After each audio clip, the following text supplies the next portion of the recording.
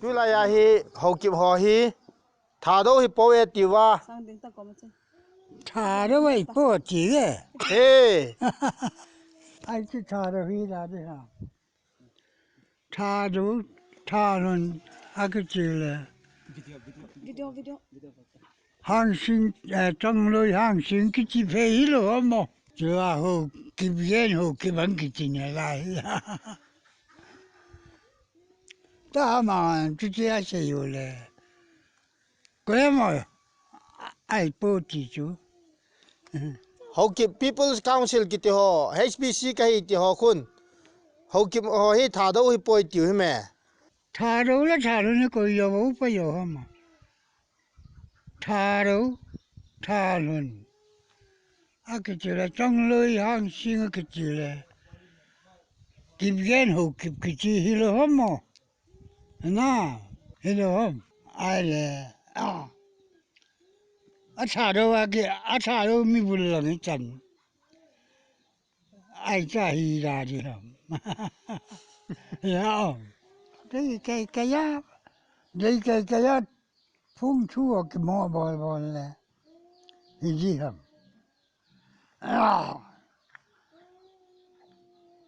sai chút chế coi mà cha sát thà đâu cô na cái bên hàng tụ pin chỗ vậy hiểu không cho vang thà đâu thà luôn cái gì là trong lối hàng sinh cái gì là kịp yên hộp kịp ba cho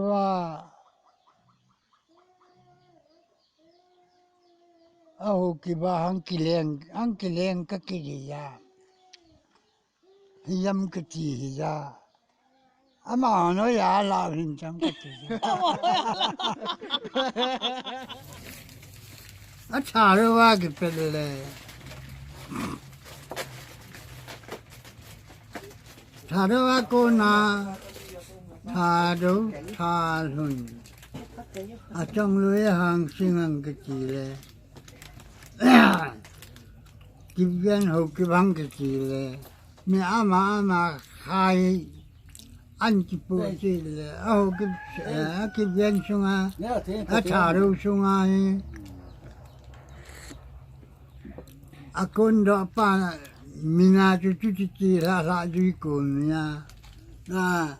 thà đâu thà luôn trong lối hàng sinh kịp yên hộp kịp cái gì là ai chỉ cái mình đâu hỏi là khai kịp bộ là cái gì cái bà cô na hàng cái khai lại trăm mình này là trăm cái population trăm như vậy là anh mua pa anh cái dia bang pa ba hết cái viên na trăm ni na chứ anh trăm gì bên na chứ ai giờ chứ cái bà cho mà cái bộ thà đâu rằng cái bộ với chỉ hiểu chứ thà đâu cô na cái bên nào cái bà ngắm ya cái bà cái bên nào phong sang lung thế mà muốn rằng cái bà cái khai la cái ya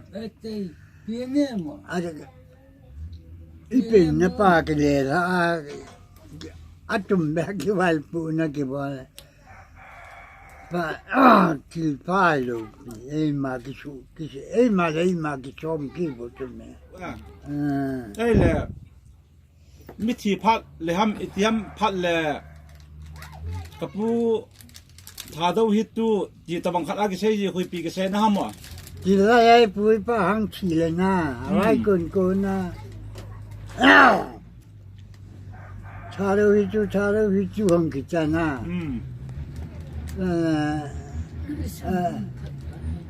lâu vai con hàng cái ta lâu hàng cái gì